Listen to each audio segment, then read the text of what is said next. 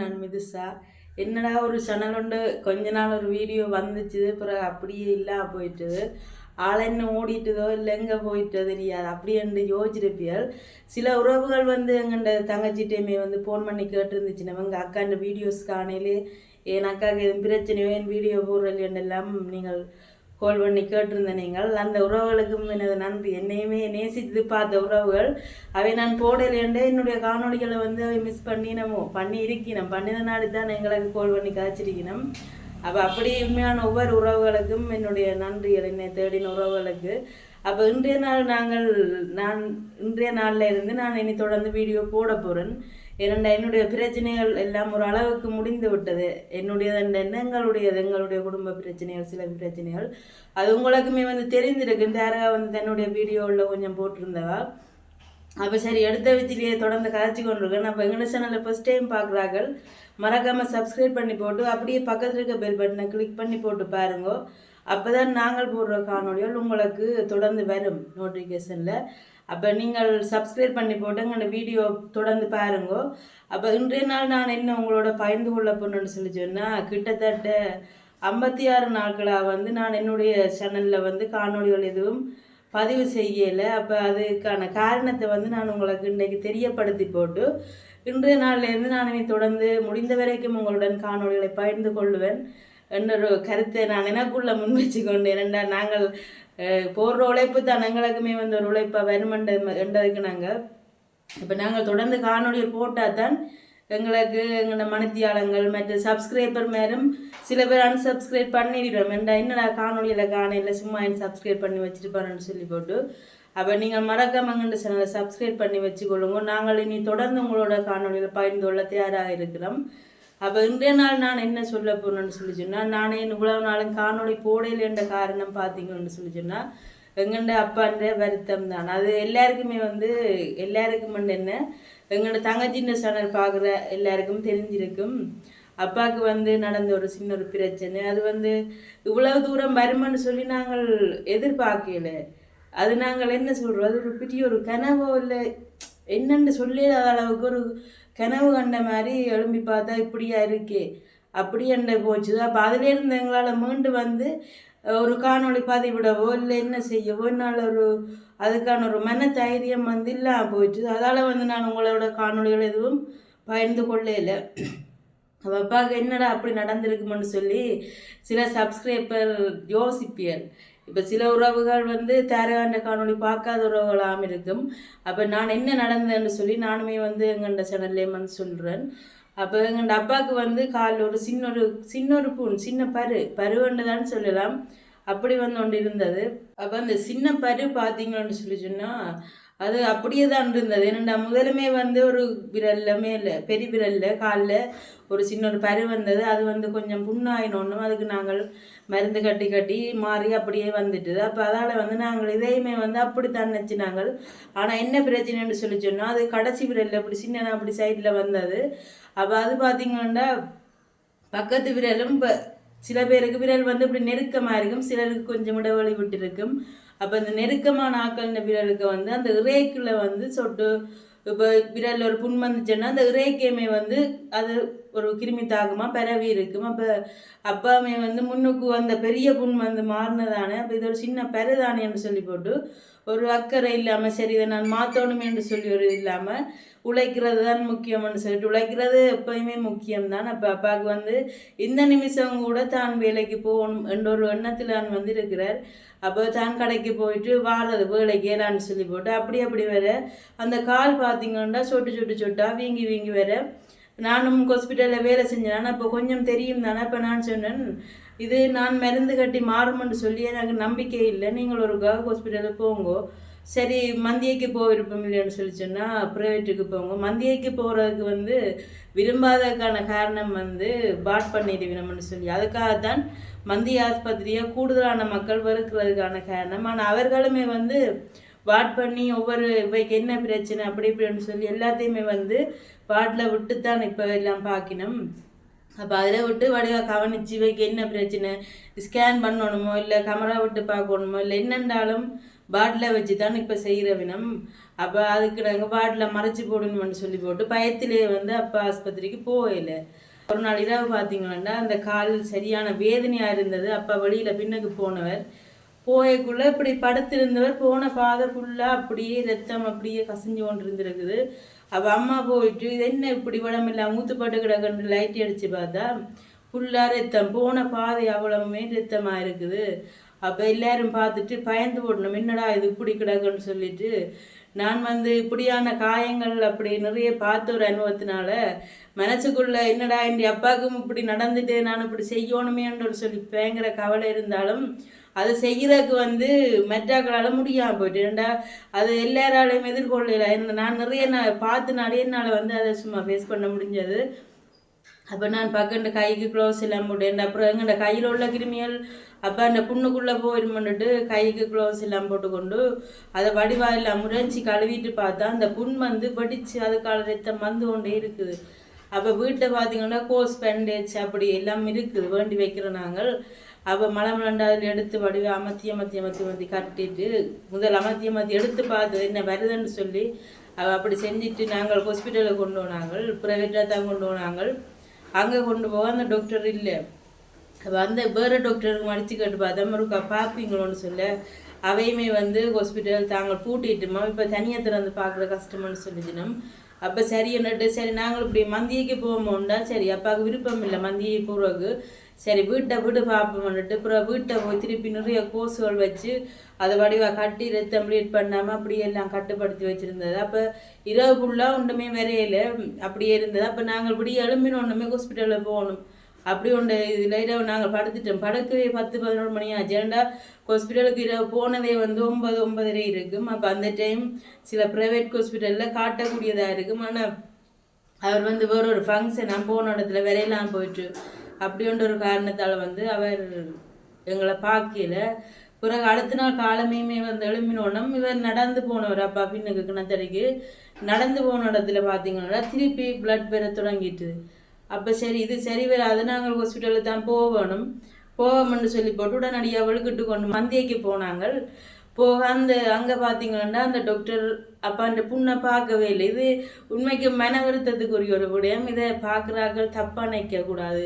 ஏன் இந்த புள்ள இப்படி கதைக்குதுன்னு சொல்லி ஒரு என்ன சொல்கிற ஒரு சின்ன படிப்போ இல்லை ஒரு உத்தியோகத்தில் பதவியில் இருக்கிறவர்களுக்கு வந்து பேசிக்காக இப்படித்தான் மூவ் பண்ணி கதைக்க வேணும் அதெல்லாம் வந்து இருக்குது. வேண்டாம் நானுமே வந்து ஒரு கொஞ்ச காலம் நர்சிங் கோர்ஸ் ஒன்று படித்தேன். நான் அதில் வந்து ஒரு ஆக்களோட எப்படி பழகுறேன்னு சொல்லி கூட ஒரு பகுதி ஒன்று ஒரு பாடம் ஒரு சிஸ்டர் தான் அதுங்களை படிப்பிச்சுவா.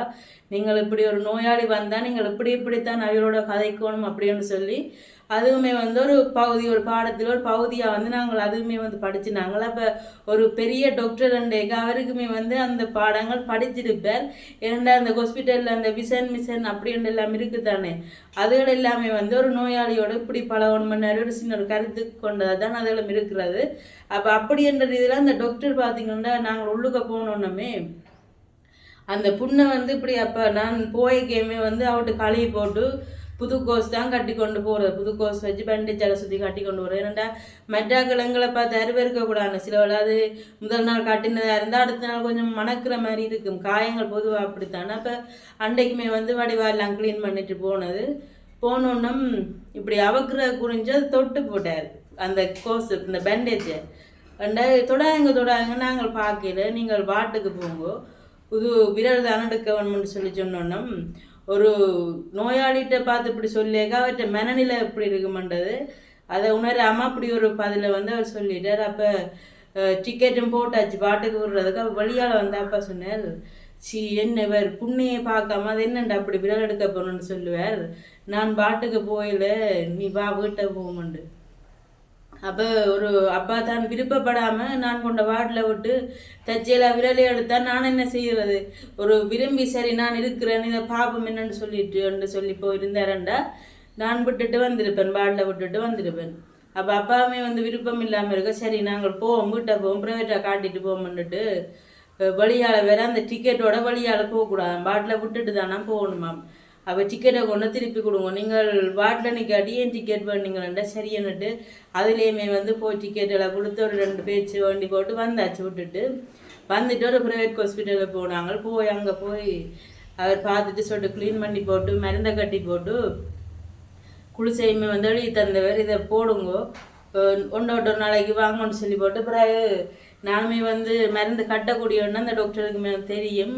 அப்போ அதால் வந்து சொன்னேன், நான் க்ரீம் ஒன்று தாரேன், நீங்கள் அதை போட்டு போட்டு கட்டுங்க, உங்களுக்கு இப்போ பிள்ளையண்டு பட்டுதுன்னு சொல்லி சொன்னால் கொண்டு வாங்க நான் பார்க்குறேன் அப்படின்னு சொன்னார். அப்போ சரின்னுட்டு அங்கே வீட்டை கொண்டு வந்துட்டேன் திருப்பி மருந்தை கட்டி கொண்டு. அப்போ அந்த குளிசையில் போடுறது, குளிசையால் போட அந்த உடம்புல ஒரு கிருமி தாக்கமும் இன்னும் உதறிக்கா அப்பாவுக்கு சரியாக நான் வந்துட்டு அப்போ அந்த குளிசையுமே வந்து போடாமல் நிப்பாட்டிட்டோம். அப்போ நிப்பாட்டினோன்னா இரவு ஒரு நாள் பின்னிறம் போல் நான் சாப்பிட்டு கொண்டிருக்கிறேன்.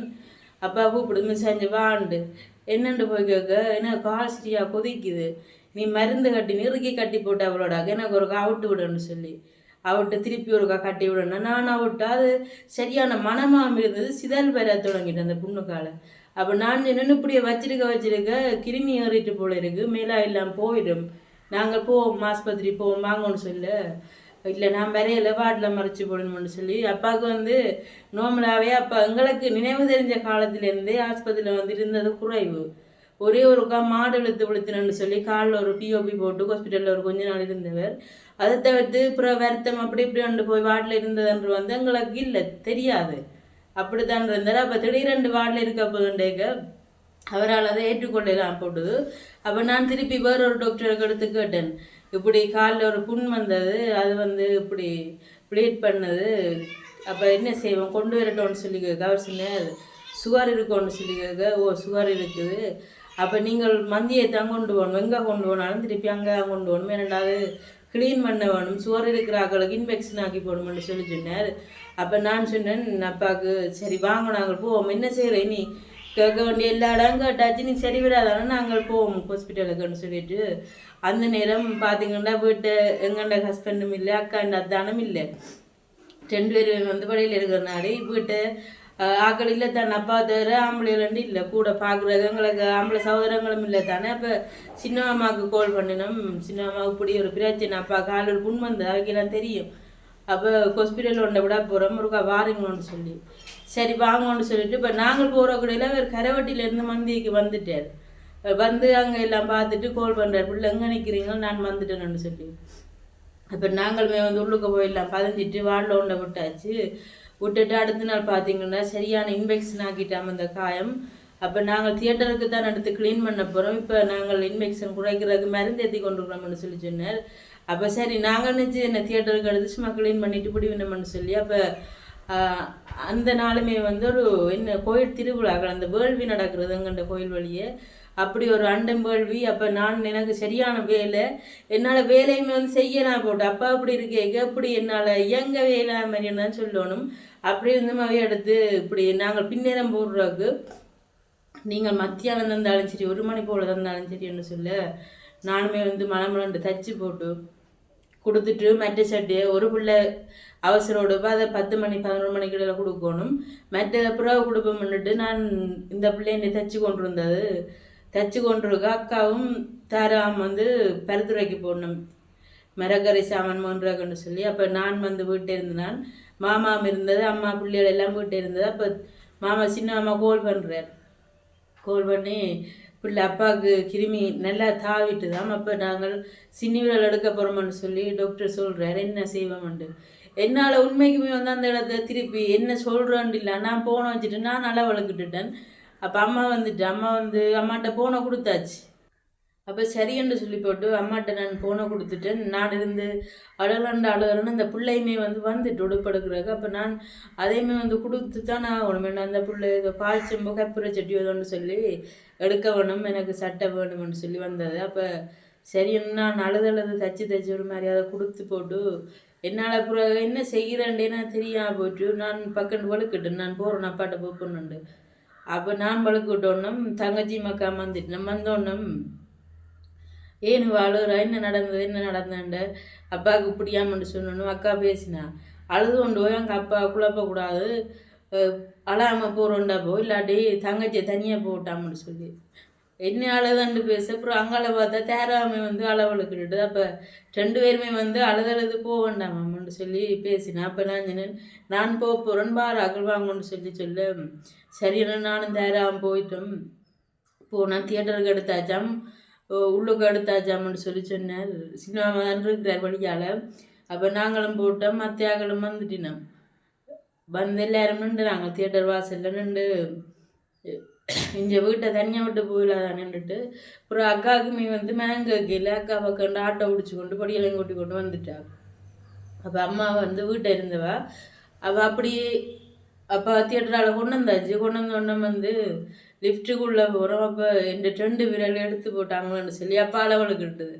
அப்போ எல்லாருமே சேர்ந்தாங்க அழுது நாங்கள் என்ன செய்யறது? இப்போ ஒரு சொல்லே ஒரு மனசு கேட்கணும்.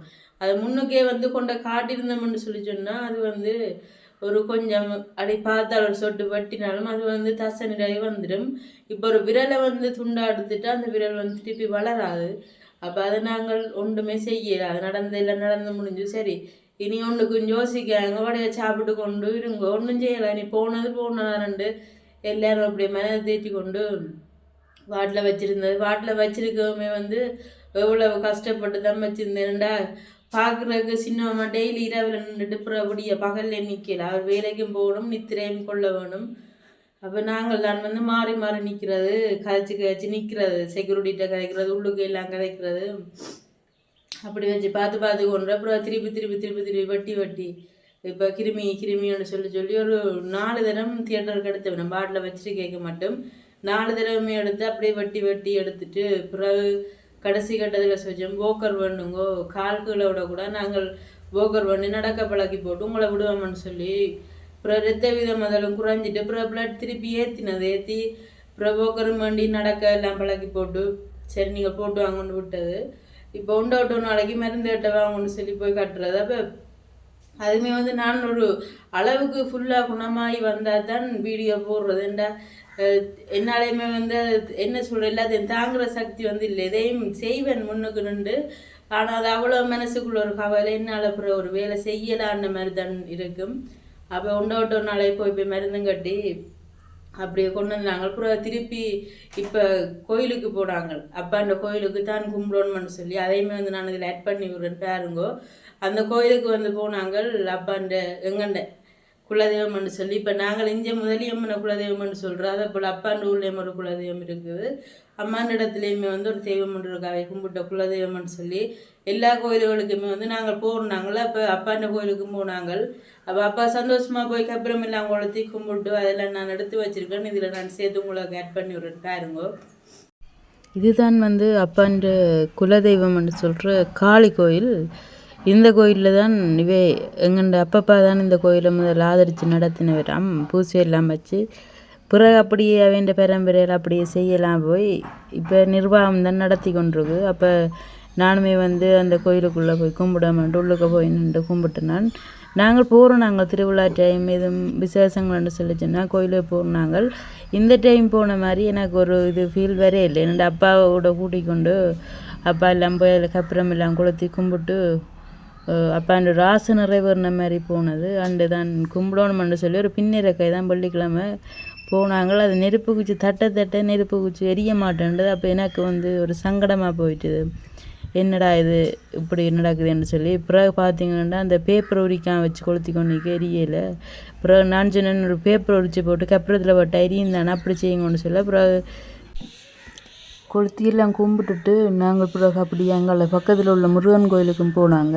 இடைக்குள்ள பார்த்தீங்கன்னா என்ன நடந்தான்னு சொல்லி சொன்னால் எங்களுடைய வீட்டு வேலையுமே வந்து அப்பா பாட்டில் இருந்தாலும் இங்கே வேலை செய்ய வேண்டாம் அப்படின்னு சொன்னாலும் வேலையாக்களை பிடிக்கிற கஷ்டம் நீ செஞ்ச மாதிரி செஞ்ச முடி அம்மாட்ட சொல்கிறது வேலையை நிப்பாட்ட வேண்டாம் அது நடக்காட்டுக்கும் அது பிரச்சனை இல்லை நான் நெஞ்சு இருக்கிறேன்னு அது பார்க்கலாம் பிரச்சனை இல்லை என்று சொல்லி வீட்டு வேலையிலுமே வந்து முழுமையாக முடிவடைஞ்சு குடிபுறல் செய்கிறதுக்கு எனக்கு விருப்பம் இல்லை.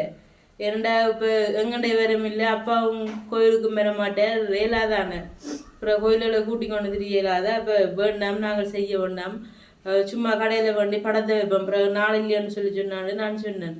சொல்ல அப்பா அதுக்கு நீ வாழ போகிற வீடு இப்படியெல்லாம் செய்யக்கூடாது அது பிரச்சனை இல்லை நான் வீட்டை வந்து இருப்பேன் நான் கோயிலுக்கு வராட்டி என்ன நீ படத்தை வண்டி கோயிலில் கொடுத்து கோயிலேருந்து எடுத்து கொண்டு வீட்டை வச்சு பால் காய்ச்சி கொஞ்சம் பேருக்கு சொல்லி செய்வோம்னு சொல்லி படம் தூக்குற கொஞ்சம் பேர் சொல்லத்தானே வேணும் அப்படின்னு நம்மளா செய்வோம்னு சொல்லி எங்கள்ட குடியுரிமை வந்து செஞ்சினாங்க. அப்போ அதில் அந்த நாள் வந்து அப்பாவுக்கு கிளினிக் மந்திய ஹாஸ்பிட்டலில் சுகர் கிளினிக் போட்டிருந்தது. அப்போ கிளினிக்கு வந்து தேரா கூட்டி கொண்டு போனது, கூட்டி கொண்டு போய் அப்புறம் மத்தியானம் இங்கே வந்திருந்தவர். அப்போ குடிபுற படமே வச்சு கொஞ்சம் சொந்தக்காரருக்கு படம் தூக்குற சொன்னாங்களுக்கு. ஏன்னா அப்புறம் எல்லாருக்கும் சொல்லலைன்ற ஒரு கோவிப்பின மகள் தங்களை சொல்லலைன்னு சொல்லி சொன்னேனும். அப்போ ஒருத்தருக்குமே வந்து சொல்லலை படம் தூக்குறக்காண்டி கொஞ்சம் பேர் சொல்லி செஞ்சுனாங்க நோம்பில். அப்போ அதெல்லாம் காணொலியாக எடுத்திருப்போம். அது வந்து இப்போ நான் அக்கா எல்லாரும் படம் தூக்கி கொண்டு இருந்தது. அப்போ வீடியோ எடுத்து விடுறதுக்கு மாக்கள் இல்லை, தேராமே வந்து ஹாஸ்பிட்டல் போயிட்டா. அப்போ அதால் வந்து ஒரு காணொலியுமே வந்து எடுக்கல. அப்போ எங்கள்கிட்ட வீட்டு வேலையும் ஃபுல்லாக முடிஞ்சு நாங்கள் இப்போ இருக்கிறோம். அப்போ எங்கள்கிட்ட வீட்டு ஹோம் டூர் சொல்லி போடுவோம் நாளைக்கு. அப்போ நீங்கள் அதையுமே வந்து பாருங்க. இப்போ அப்படியே பார்த்தீங்கன்னு சொல்லி சொன்னால் அப்பாவுக்கு ஓரளவு கால் வச்சு குதிக்கால் வச்சு நடக்குது. இப்போ போக்கரை பிடிக்க நெஞ்சிக்க நோதாமன்னு சொல்லி போட்டு நடக்கிறார். அப்போ கடை வந்து இனி தொடர்ந்து நடத்த ஒன்றாமன்னு நாங்கள் சொல்லிடுவோம். ஏன்னாண்டா அப்பாவுக்குமே வந்து கடை நடத்தத்தான் இருப்போம். திருப்பி அவ்வளோ வெட்டின காயம் வந்து மாற எப்படியும் காலம் செல்லும். அப்போ திருப்பி அதுக்கால இன்ஃபெக்ஷன் ஆகிச்சுன்னு சொல்லிச்சுன்னா அப்புறம் தேவையில்லாத மேலேயும் பிரச்சனைலாம் வந்துடுமென்னு சொல்லி போட்டு கடையை விடுங்கோ சாமனேத்துவம்னு சொல்லி சொன்னாங்களா. அப்போ இப்போ இடைக்கிட கடைக்கு போகிறோம். இன்றைக்குமே வந்து நாளைக்கு தான் போப்போன்னு சொன்னார். அப்போ நேற்று மருந்து கிட்ட போனாங்க. கொஞ்சம் சரியாக இருக்குது போல இருக்குது, ஏழுமையாக இருக்குது போல இருக்குது. அப்போ விடிய கேட்டேன் கடைக்கு போவோம்னு சொல்லி. அப்போ நான் விடிய கொண்ட கடையில் விட்டுட்டு வந்தேன். இனி மத்தியானம் போல் 2 மணி 3 மணி போல் ஏற்றி கொண்டு வருவேன்.